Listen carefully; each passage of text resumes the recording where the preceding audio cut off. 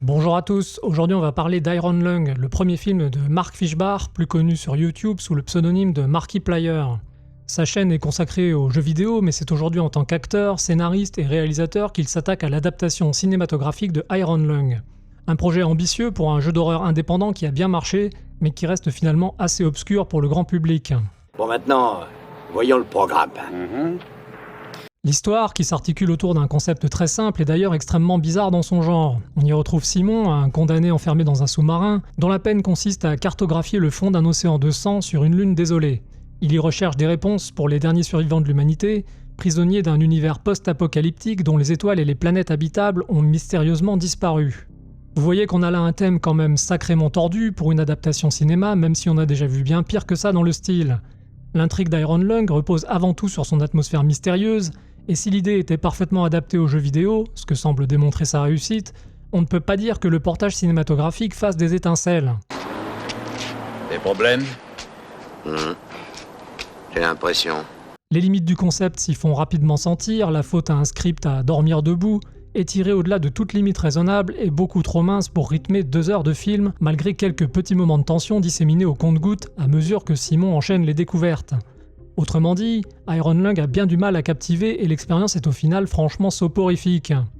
Les mauvaises langues répètent à qui veut bien les entendre que personne ne défend réellement le film hormis les fans de Markiplier et les aficionados du jeu vidéo. Et ils pourraient bien avoir raison. J'apprécie votre grande honnêteté. Ce qui est plutôt dommage car le film possède malgré tout quelques qualités et il avait bien du potentiel. On peut déjà mentionner sans trop hésiter la bonne performance de Markiplier dans son rôle de condamné rebelle, même si une fois encore les avis sont très partagés sur le sujet. Certains trouvent son jeu trop limité, quand d'autres saluent une performance certes pas extraordinaire, mais honorable pour un simple YouTuber. Je me range plutôt dans cette dernière catégorie et je trouve son jeu plutôt convaincant et naturel, malgré la faiblesse des dialogues. Aussi, le gros point fort d'Iron Lung reste bien évidemment son ambiance claustrophobique particulièrement réussie. L'intérieur du sous-marin est très oppressant avec ses contours exigus, sa jauge d'oxygène bien visible et son étonnant mélange de vieille tuyauterie et de technologie futuriste qui lui donne un petit côté steampunk pas désagréable. Pas mal, ça. Intéressant. Les lumières sont très belles et la photographie est plutôt agréable, même si elle est basée sur le désormais très classique mélange de bleu-vert et d'orangé. Parmi les critiques, beaucoup ont trouvé l'éclairage du film excessivement sombre, mais pour être honnête, ça n'entache en rien le bon déroulement de l'intrigue, et la pénombre contribue largement à créer l'ambiance étouffante du sous-marin. C'est donc une réussite question design. D'ailleurs, heureusement que la déco intérieure est satisfaisante parce que vous allez y passer la bagatelle de 2 heures à peu près. 2 heures pendant lesquelles Simon, le personnage principal, va s'échiner à dresser une carte des bas-fonds de cet océan sanglant, aidé uniquement d'un scanner à rayons X capable de photographier grossièrement l'extérieur immédiat du sous-marin. Et comme vous vous en doutez, il va découvrir des choses de plus en plus inquiétantes à mesure qu'il progresse dans ses observations. C'est une surprise.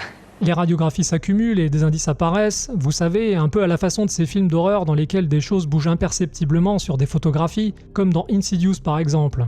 Un procédé efficace déjà éprouvé par le passé.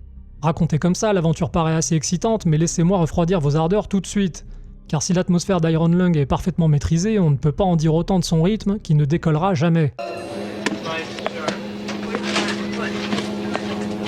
Le début du métrage fait monter la sauce lentement et efficacement, mais le film est long, beaucoup trop long, et il échoue totalement à maintenir l'attention du spectateur au cours de ces 2 interminables heures. Une sieste homérique à peine interrompue par de rares moments de tension qui auront le plus grand mal à vous sortir de votre léthargie. Des événements sans grandes conséquences immédiates, même s'ils pointent vers une résolution finale plus dramatique qui arrivera malheureusement beaucoup trop tard. Des révélations beaucoup trop vagues pour réellement captiver, accompagné en plus de dialogues souvent redondants dont la réelle portée reste assez obscure, même si on en comprend les grandes lignes. Le personnage de Simon jure souvent, s'agite beaucoup et tente de négocier sa condition avec ses superviseurs, dans une série d'échanges entrecoupés d'interférences et de crachotements pendant lesquels on n'apprendra quasiment rien de son histoire ni de celle des humains survivants. Bon courage dans ces conditions pour vous identifier au héros et à ses problèmes, même si on est certes tous un peu prisonniers de quelque chose, pour prendre une métaphore bien tirée par les cheveux. Mon cher, je vois que tu as toujours le sens de l'humour, hein? Notre sous-marinier tourne en rond, griffonne son plan, mâchouille son crayon, appuie sur des boutons, scrute des radiographies la plupart du temps indéchiffrables, et pousse du papier comme un véritable petit cadre dynamique à qui il ne manque plus qu'un tableau Excel. Et quand vous pensez que ça va s'arrêter, ça recommence. Le problème, c'est que l'univers d'Iron Lung est totalement impénétrable pour le profane, et si le jeu vidéo proposait mieux, ça n'apparaît clairement pas dans le film. Sans faire de spoiler, sachez qu'il y est bien question d'une bestiole, ce que l'affiche laissait entendre sans trop d'ambiguïté, mais là aussi le film choisira de frustrer le spectateur en jouant sur une retenue excessive. Tout ça n'a aucun sens. C'est effrayant. Iron Lung compte donc sur votre imagination pour boucher les trous béants d'une intrigue baignée par les courants d'air.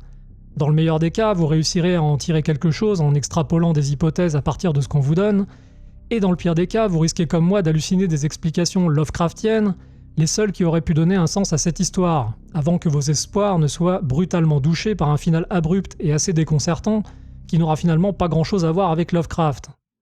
Oh merde.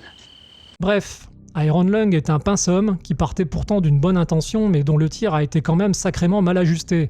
Le film compte facilement 45 minutes de trop, sans lesquelles cette intrigue serait sans doute beaucoup plus prenante. J'aimerais bien voir un spectator's cut de 1h20 par curiosité, mais en attendant, il est clairement à réserver aux fans du jeu vidéo, pour lesquels il a sans doute été conçu au départ.